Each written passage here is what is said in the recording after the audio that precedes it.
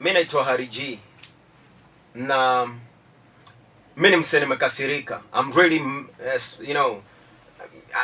yani nimekasirika because number one, I started a contemporary gospel music in Kenya. Yani ukitaka unaweza niita the father of the gospel music in Kenya in that sense. Now when I started doing what I was doing, God had given me one mission clear, to bring the young people back to God. Kuwaleta kwa machurch, kutoka kwa clubs, kutoka kwa joints za drinking, kutoka kwa usherati, kutoka kwa mambo mingi ambazo zilikuwa zinaendelea. And when I heard that, God gave me a vision. One day he showed me from the platform, in a vision, from the platform of Uhuru Park, mziki, and the power of God ikijaza Kenya. And that's exactly what happened, because later on, watu kama Rafton akaokoka, nikamlead into the Christian life, nikammentor, nikamhubiria. Daddy Owen, the same thing, led him to Christ, Mr. Googs, and so many others. And over the years, what has happened is that we kept praying. I remember in those days, we started saying, ni magotology, sio theology. And I'm not saying that there is no power in theology now. What we were saying is that really to be able to do what it is that we did, sababu number one, gospel haikuwa inachapwa anywhere. Hawakuwa wanacheza gospel kwa radio stations or TV stations, and especially contemporary, hatukuwa na nafasi. There was no share for that, and that was a fight that had to be fought. I formed a group called Kambi Crystal. SK Blue was there, Rafton was there, so many people, Kina Porcupine were there, and so many other people, Daddy O, and so many. And what we did was that we attacked a place where mahali ambako gospel haikuwa inasikika ikaanza kusikika, and every young person wanted to be ndani ya Kambi Crystal. Later on now comes a generation yenye ambayo inaanza kuondoa jina la Yesu kwa mziki ya gospel, and a lot of people started doing that. Now what happened is that I remember one day kwa fundraising ya Bishop Ben Bahati, tulikuwa na Rafton, Daddy Owen, tulikuwa na mtu anaitwa DJ Josh, DJ Mo, na nikaanza kuambia what God was telling me. Nikaanza kuambia saa hiyo music ya gospel ilikuwa imepanda juu sana, that even in a club 7 gospel songs zingeimbwa, out of 10 only 3, even in a club 3 ndo zingekuwa za secular. And I remember that I started telling them in that scenario, that I remember I was telling especially DJ Mo, mimi nilimwambia hivi, that ukiangalia TV kwa news kunakuwa na caption kubwa ya mwenye anapiga the anchor wa news, but then there is a small caption for the interpreter wa sign language. Na nikamwambia by then gospel ilikuwa huku the bigger place, and then secular ilikuwa hapa padogo. Secular ilikuwa hapa padogo. Then nikamwambia in a few inakuja ati the hii ndogo ndo itakuwa gospel na hiyo kubwa ndo itakuwa secular. Ukiangalia saa hizi, that's exactly what is happening. Nilikuwa naambia DJ Mo, watakuwa we DJ Mo, that's what I told him. We DJ Mo, ukumbuke utakuwa unachezea haka kadogo. Haka kadogo hapo ndo program zako, anything that you will be doing itakuwa inafanyikia pale. Right now that has come to pass, that gospel music ndio iko hapo ka caption, and then the secular music. Not that I have great much problem with that. What I have a problem with is that ukiangalia saa hizi, mostly the what people are calling secular right now ni mziki ambayo ukiangalia imefanya madhambi makubwa sana. Because a few years back, 2 years back, nilianza kuambia, especially in high schoolers, nikawaambia boys and girls waache kusikiza hizi muziki za bongo na waache kusikiza gengeton. Na nikawaambia reason being, mkisikiza hii muziki, because the power of repetition, and then we become more and more each day like those that influence us. Hizi muziki, all they are speaking about ni Ngwati ya Maskio, or what you would call audio pornography, and then violence. They are advocating for violence, kuvuta bangi, riang ya mashada, riang yatire, maubibo, umbidho, you know, all that kind of things, whatever you want to call it, you know what I mean? And then, makidungi, you know, all those kind of things, criminal kind of wordings, dhuao, you know, all hizo vitu zote ambazo think it's glorifying crime and all of that. Sasa nikamwambia mkisikiza hizi, what will happen is that kutakuwa na increase, a lot of increase in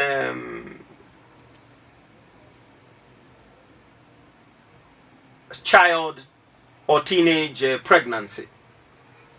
And that's exactly what happened 2020 and then coming back this way. Now you may increase even the more.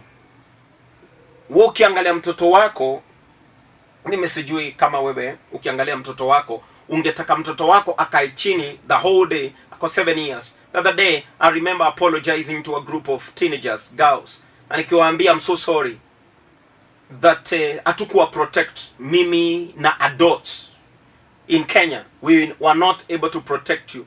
Vitu ungefaa kusikia ukiwa 21 years, because hiyo ni adult content. Ungefaa kuisikia maybe ukiwa 21 years or over 18, ulisikia ukiwa 7 years and 8 years and 10 years. Na sasa we gotta get responsible, because hii ni vita ambayo, number one, it's annihilation of moral fabric in society. Because you remember, every group of teenagers very soon will become the next parents, the next adults. They're gonna become adults. Now, if we do not give them a good foundation, if we don't lay the foundation really well, we are going to suffer. Because it takes one generation of mothers to not tell, or parents to not teach their kids about God, and then we'll have a nation of atheists. Na Kenya ni ya Mungu. Na kama Kenya ni nchi ya Mungu, we got to think, hawa watu ambao wamechafua Kenya namna hii, hawa watu ambao wanaimba audio pornography, hawa watu ambao wanaimba Ngwati ya Maskio, we really need to put a cap on it. Lazima to make sure that this is not happening in our Kenya. And if then it is gonna keep on happening, I believe then this is what we need to do. Wacha mziki yenyewe ichezwe kutoka maybe saa 5 za usiku when watoto washalala. Maybe that. Because hata hii mziki inaimbwa ikiwa Ngwati ya Maskio, na hakuna mahali popote pameandikwa even PG, parental guidance. It does not make sense at all. Kwa hivyo kuna mtu fulani mahali fulani ambaye hatutakii mazuri. I remember Maumau walipoenda msituni kutupigania, they were fighting a people, the colonial government. Watu ambao walikuwa wanataka sisi tukiwa slaves forever. Na they gave their lives for that. Sisi na sisi, lazima to make sure we are going to sacrifice some of the things that we would want to hear for the sake of our children. Tuseme hata sisi tutapigania rights za watoto wetu kusikia vitu ambazo zinawajenga, content ambayo itawa empower kupita mitihani yao, kuishi maisha mazuri, to make correct decisions, not to get pregnant while they are teenagers, so that we are able to do that. And that's why I'm calling all Kenyans of goodwill. I'm calling on to the church. I'm calling on to the government. I'm calling on to all agencies of change and Kenyans of goodwill to help me in this undertaking. I remember in the same occasion, wakati tulikuwa tunaongea na kina Daddy Owen, Rafton and DJ Mo, DJ Josh and quite a number of people who are there. Na nikiwaambia that God is getting ready kuinua nobodies, people who are known, watu ambao, because it's gonna get dark. And right now for the gospel music, it's really gotten dark. Kumekuwa ni giza, ni usiku. Na najua wasanii wanaona darkness right now. Mtu yeyote ambaye atajifunganisha vizuri kabisa na Mungu, haijalishi yeye ni nani, haijalishi yeye hajulikani yeye ni wa wapi, it don't matter. What God is going to do, because God requires an interface. Mtu kama Musa, somebody who can go and collect the problems of men, azichukue na aende as an intercessor, aende to the mountain of God na apeleke problems za wanadamu kwa Mungu, alafu akirudi arudi na Shekinah glory, ateremke na glory ya Mungu na answers za Mungu apatie wanadamu. That kind of person, whether you are known, it don't matter whether it's a him or a her, it really don't matter whether you're old or young.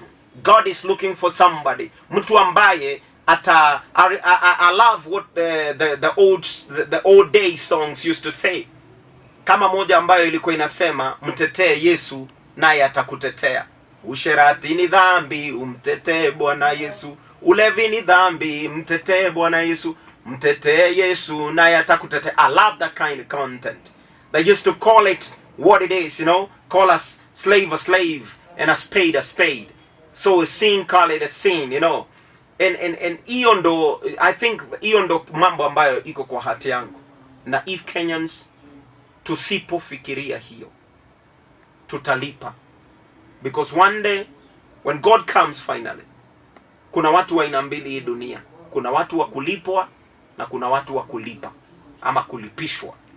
People who are going to pay for everything that they have done, the bad thing, how they have misled society, how they have misled the young people.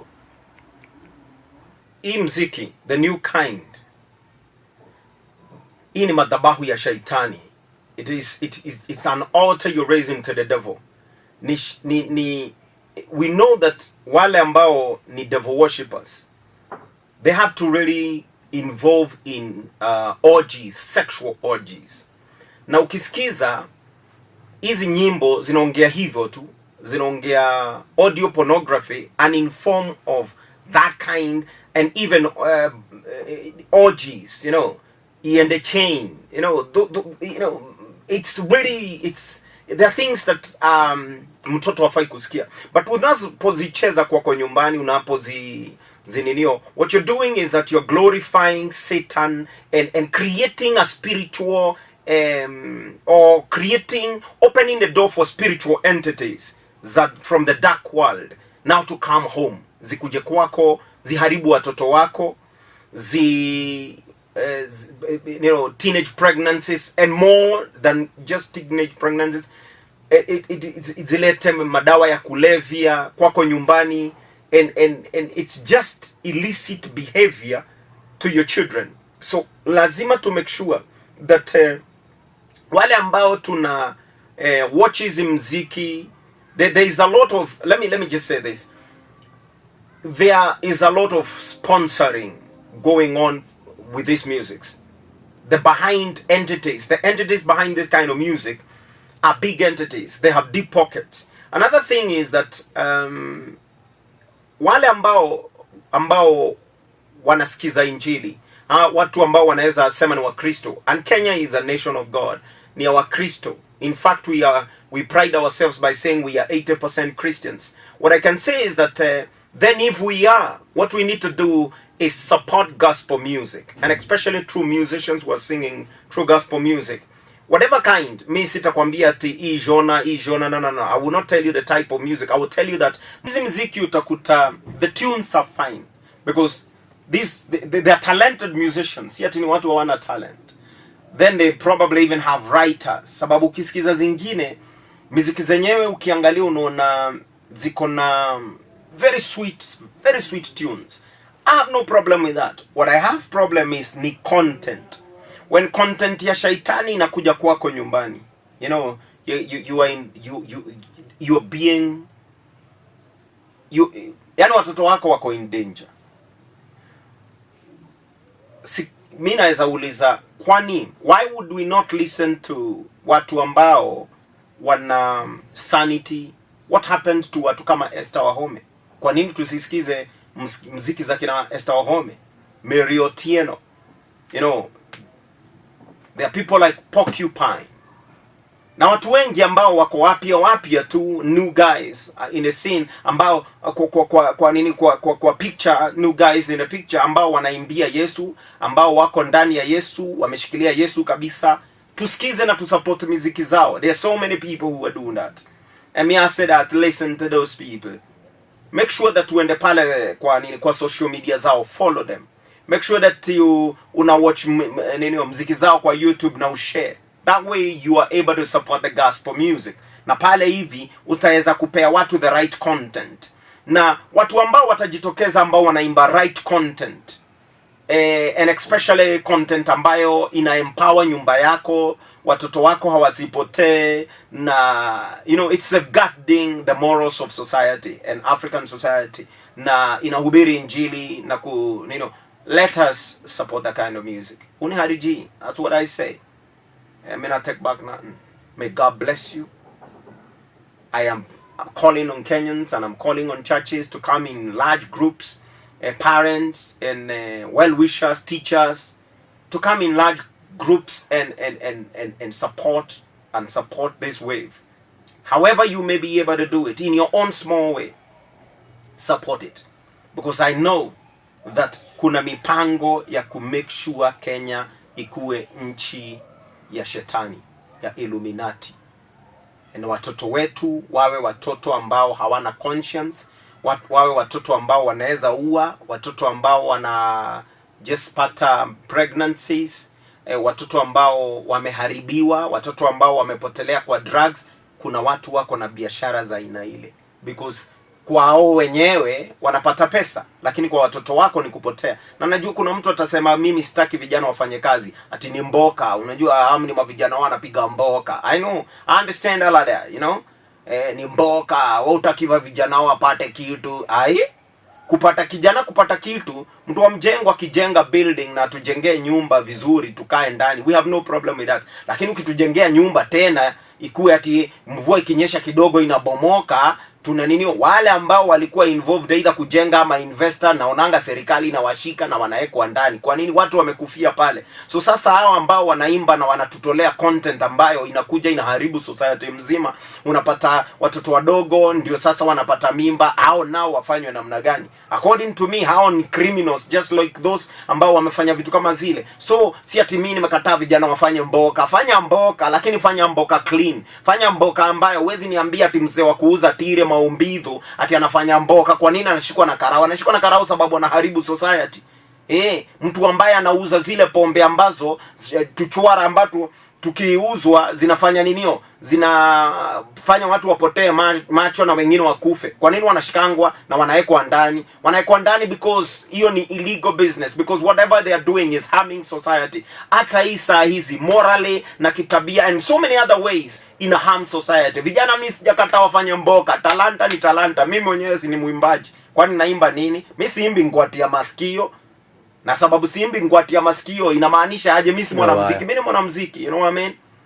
So Kenya naweza sema ni wacha to make sure that to support waya iko ndani. Nimetoka ilikuwa ndani. Wacha to make sure that hapa tu mwisho. Wacha to make sure that tumesupport gospel music, na wacha to make sure hizi nyimbo za Ngwati ya Maskio kama lazima waziimbe, wacha zipewe nafasi kutoka saa 5 kwa radio ama kwa TV ama somewhere, so that haziko exposed kwa watoto wadogo.